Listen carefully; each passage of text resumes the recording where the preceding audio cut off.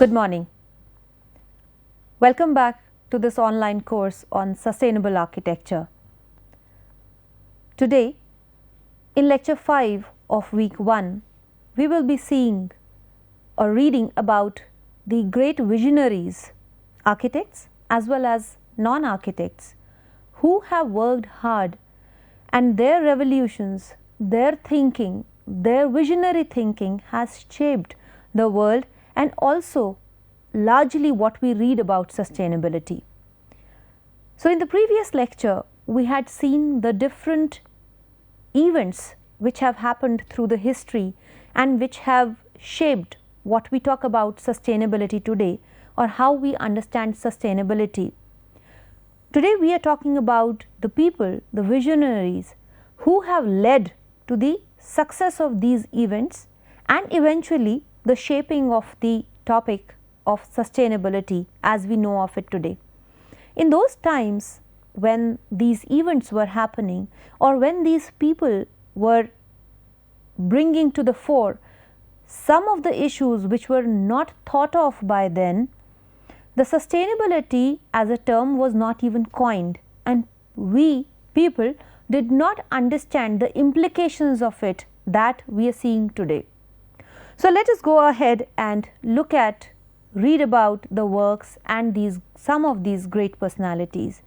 The way I have ordered are in no particular order of chronology or their qualification or the kind of issues they raised. They are randomly picked, and these visionaries are also limited for the given time that I have to take. There are many more people who have been instrumental in shaping the sustainable development, the overall discussion about sustainable development. So, the first personality, the visionary that we talk about here is John Muir.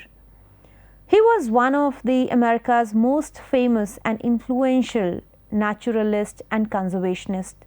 He was he was born in Scotland and he shifted to America with his family early in his life, and he had a particular love for the nature, and he was a conservationist towards the end of his life. He is also called the father of America's national parks. He is known as the wilderness prophet and citizen of the universe. He was the person who was instrumental in protecting some of the greatest valleys of America, like Yosemite National Park.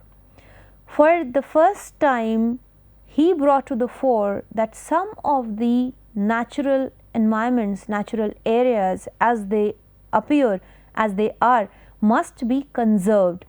And that is what has led to the creation of some of the greatest national parks and some which followed after him. But there was a great movement. He was the one who had opposed the government's decision for creation of a dam. However, several years after his death, after he passed away, the dam eventually got constructed and there were different policies which were taken, and he considered that decision as a great loss to America's biodiversity and America's natural assets which are there.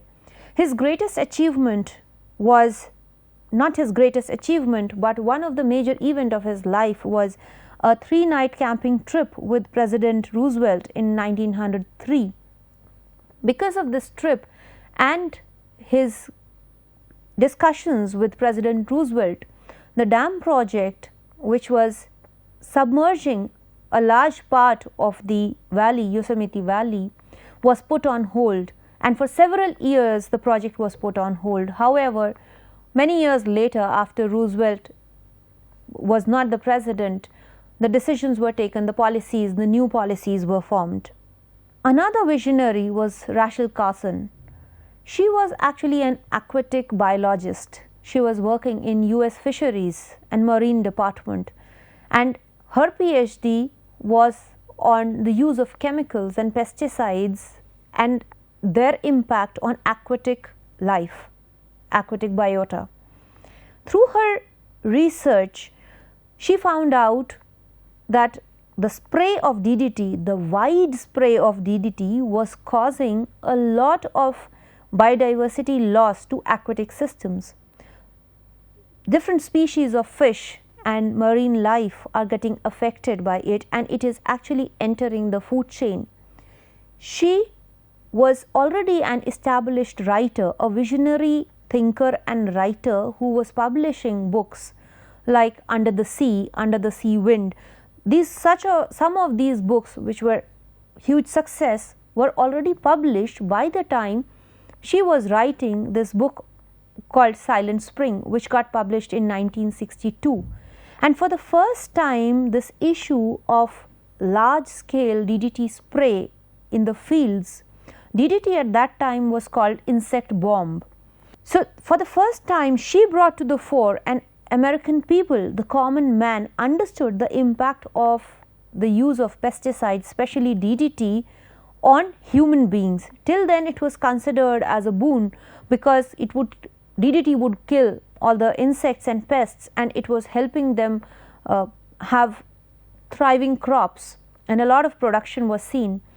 But after this, there was a lot of revolt, there was a lot of opposition from common masses, which eventually led to the policy of banning of DDT. This book and the revolution which came across America from common people also led to the formation of US Environmental Protection Agency, US EPA, which is an agency which is in the forefront of protecting environment in the US and across the world as well. The next visionary we have is Mahatma Gandhi. The previous two visionaries were largely talking about or focusing on the environment and conservation of the environment, while the discussions and the thinking, the vision of Mahatma Gandhi was of a self-reliant human life, self-reliant villages, self-reliant settlements, where the betterment of human life and ensuring fulfillment of basic needs of all human beings was his core philosophy. However, at the bottom of it, his philosophy was to limit the needs, as he said that earth provides enough to satisfy every man's needs, but not every man's greed.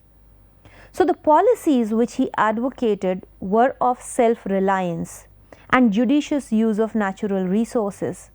It is also one of the driving forces behind setting up of Gram Samaj at local level, Gram Panchayat in Indian administrative systems, which is currently a very strong system of governance. So Gram Panchayats still play a vital role in making our villages self-reliant and empowering the local governments, and thereby enabling the local people, the common masses, to become self-dependent, and that is the essential part of sustainable development, where people come to the center of it. Man, human being, human life is at the center of it, and betterment of human beings is the most important parameter. However, at the same time taking care of environment by controlling our needs, by putting our needs within limits. So for the first time here we see how Mahatma Gandhi advocated all the three dimensions to be brought together: society, people, environment, and also prosperity, flourishment, that is through economy. Then we have Stewart Brand. Stewart Brand he initially served in US Navy before he started working towards environment, which was his gradual later interest. Initially, even before he started advocating for protection of environment, he started demanding NASA for an image of Earth as seen from the space. Till that time, till he demanded, we had never seen Earth from the space, while NASA had already reached the moon and space. They had already sent human being to the space and moon. So after he started demanding, and he was canvassing, he was publicizing, he started selling small buttons which conveyed the message that we want to see Earth as seen from the space as an image, and it started growing as a motion, and people started demanding for such images. That was when for the first time a satellite image of Earth was shared with people, public, and we for the first time saw our blue planet, blue dot from space, how it was seen from space, and that suddenly revolutionized how people started looking at their own planet, own Earth. And subsequent revolutions and subsequent movements like the one started by Seward Brand led to the celebration of the first Earth Day, which we have seen as a historic event. So his efforts have eventually led to the celebration of first Earth Day, and now today Earth Day is being celebrated, and Earth actually got an identity. The way we attach to our planet as an identity changed suddenly because of the kind of efforts this visionary put in place. At that time, several of his critics were talking about why at all do we want to see the image of Earth? How would it change life anywhere here? No, it wouldn't change probably, but it would change the perception of people. Today it might seem a very ordinary thing for us because now we have seen Earth as seen from the space. At that time it was not like that, and that is what changed the perception of people. That is what great visionaries do. Gradually, as he turned more of an environmentalist, he was talking about buildings, he was talking about cities and national parks and different policies which had an impact on the environment of Earth as a planet. Then we have E.F. Schumacher. He was Britain's chief economist at National Coal Board. Till that time, industrial revolution had already taken place, and industries after industries were being set up across Europe and in Britain. People were more focused on growth of economy and growth of industries. It was a capitalist society, it was a capitalist economy that was flourishing, it was thriving because more and more industries were set up, and till that time the resources had not been consumed at the pace which had suddenly picked up.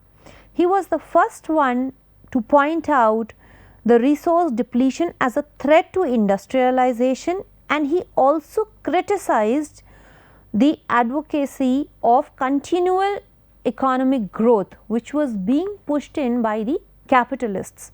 The capitalists were pushing in for setting up more and more industries, and the consumption of the products being produced from those industries required that continual economic growth. Otherwise, the growth of industries would not be sustained. He was the first one to criticize this need for continual economic growth, and he instead proposed that new economic thinking which is more focused on human well-being be thought about. So for the first time, economy along with human well-being and also a part of it towards environmentalism, towards concern for environment was being proposed. Now here, despite being an economist, he was talking about the focus on human well-being. That also changed the way people looked at environmentalism and economy together. Then we have Sir Ebenezer Howard. Ebenezer Howard was not a qualified architect or town planner, yet he designed one of the most convincing ideas of a utopian city which we know as the Garden City. He did not publish much.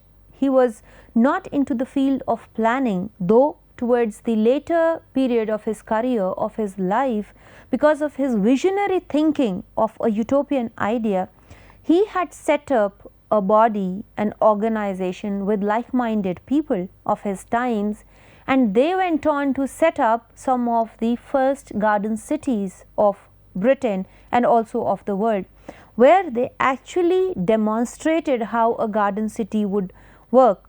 This was at a time when industrial revolution had already taken place and the condition of cities in Europe was declining. The human health was declining. There was no focus on human well-being. That was when he had proposed the concept of garden cities, which still holds today. And after he first proposed the concept of garden cities, there have been several such concepts which were proposed by people, visionaries in different periods of time across the world.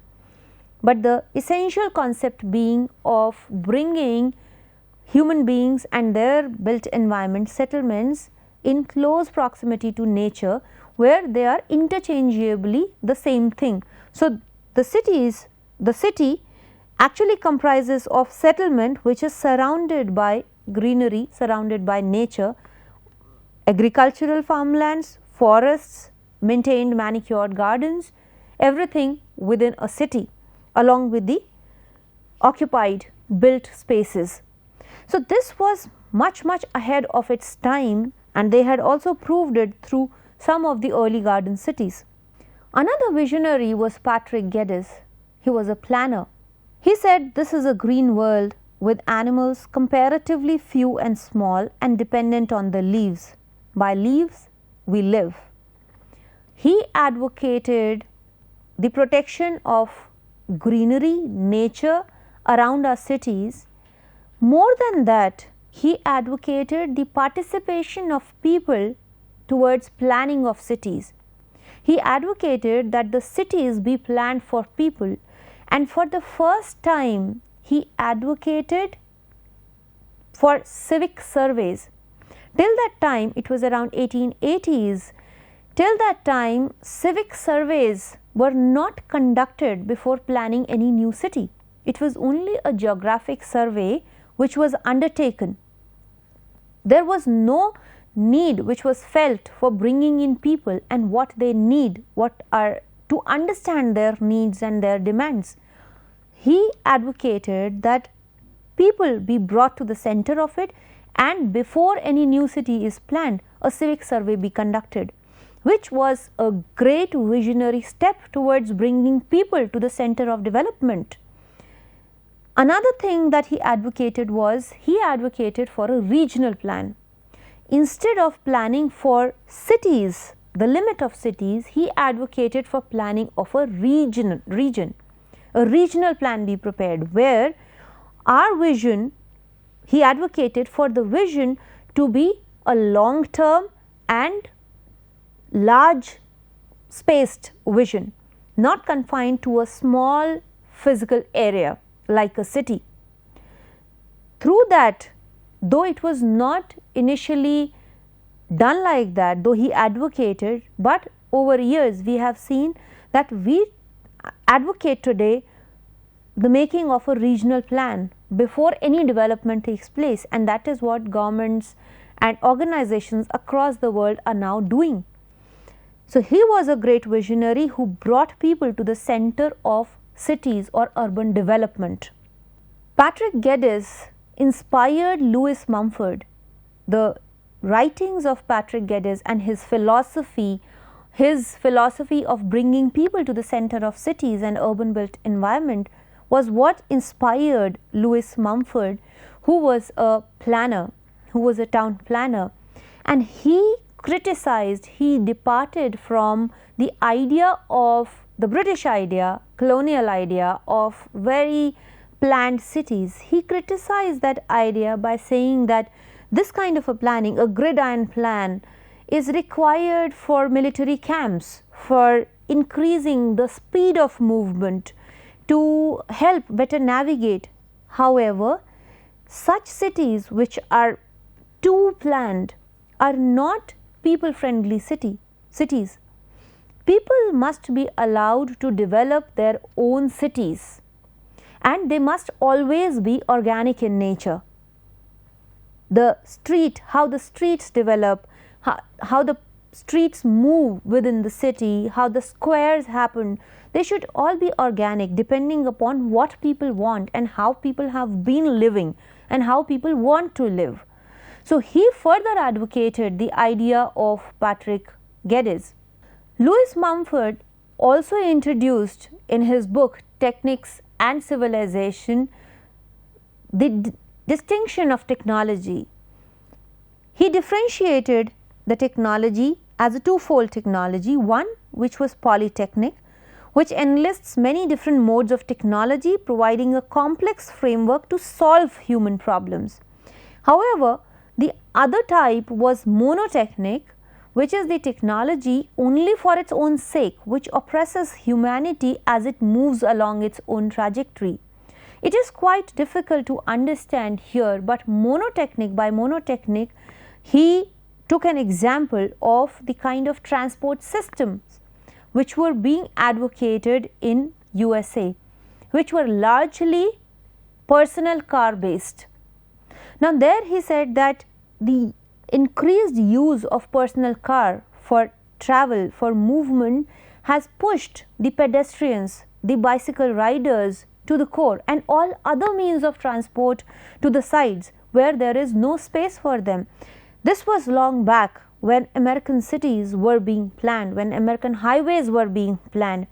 And after several decades of his advocating and his criticizing of such a transport system, America is actually reeling under a huge, tremendous pressure where there is no robust public transport system.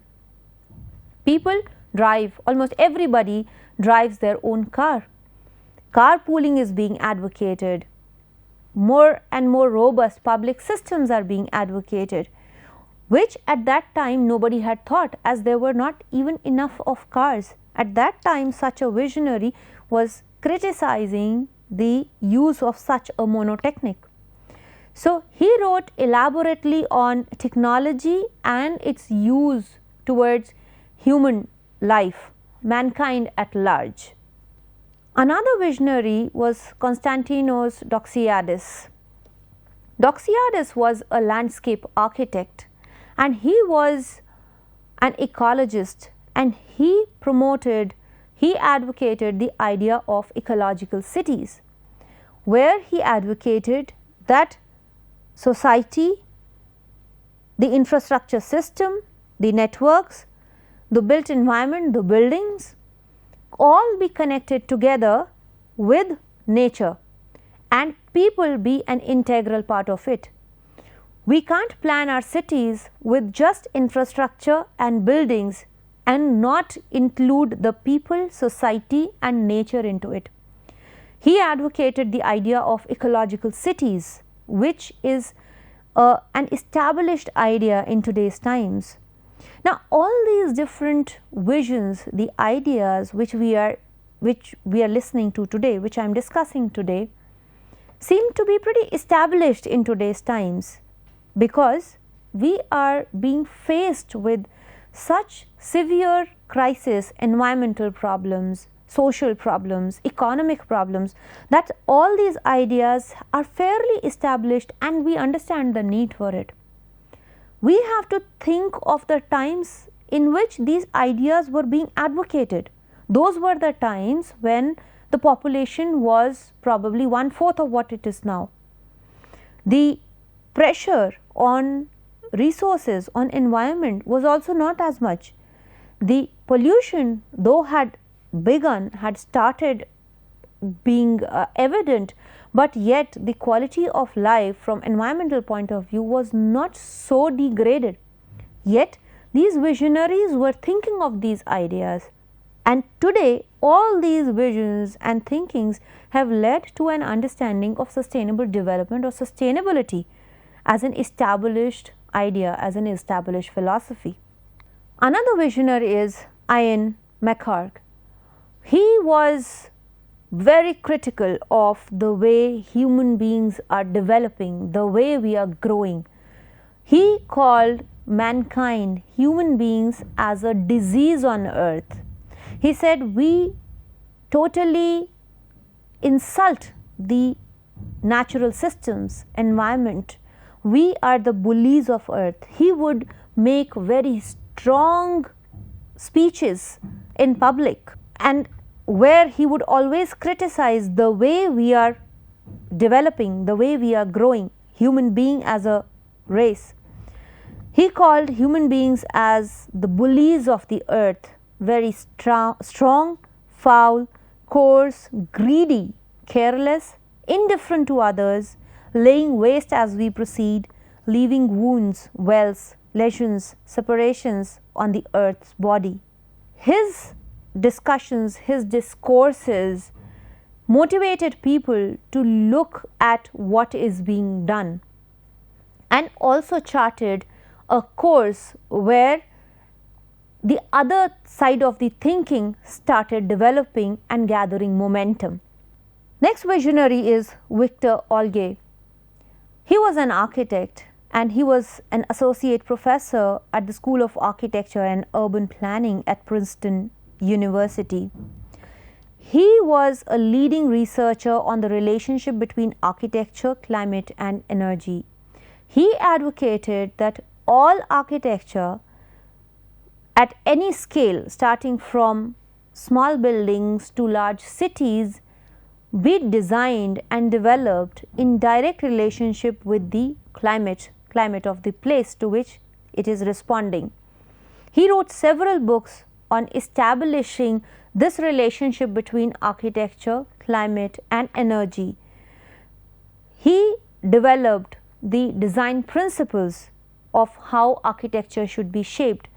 He started discussing about the passive designing in architecture for the first time, and his writings, he was an avid writer, and his writings, his books are used as textbooks in almost all the architecture schools across the world.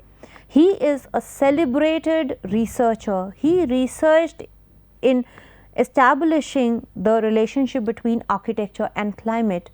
Otto Koenigsberger is another one of the same league, Victor Olgyay, and he is almost a contemporary. Some of the great books which we read, which were written by Otto Koenigsberger, are being followed as textbooks in all architecture schools. The one we have on tropical climate, architecture in tropical climate, was also written by Koenigsberger and Olgyay together. They talked about how buildings should be designed for different climates almost across the world, and gave out handy tools to design these buildings.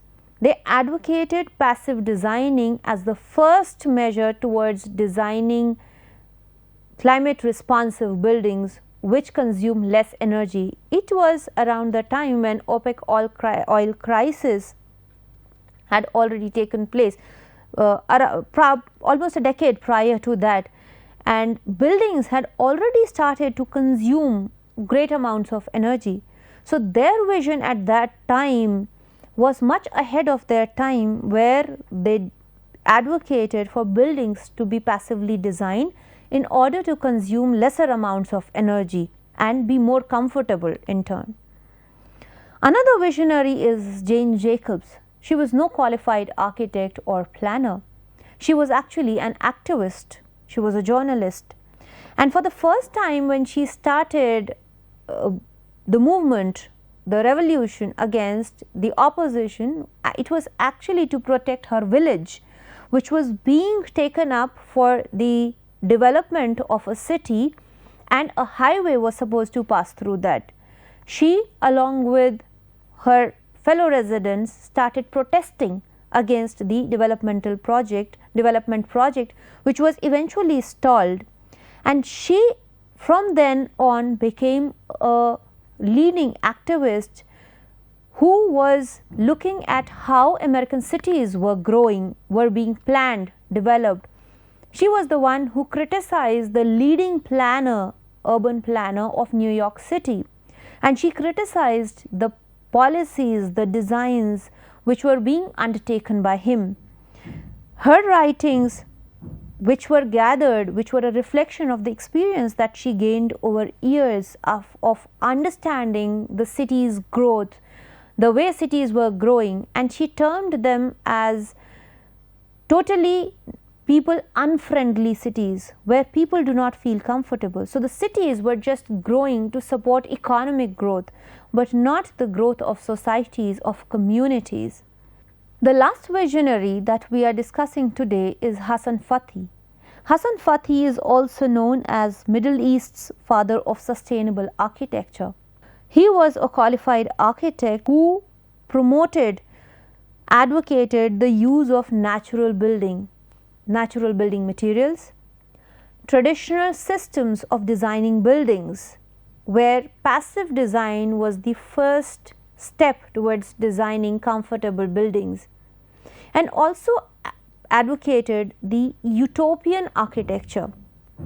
He was the architect who was commissioned by the Prince of Egypt in those times to design for his own house, and he convinced the prince to construct his house, which was actually a palace, using the natural materials which were locally available, abundantly available, using the same passive design strategies which would be used for any other common man's residence, and incorporating the same passive design features and making it look as of the common masses.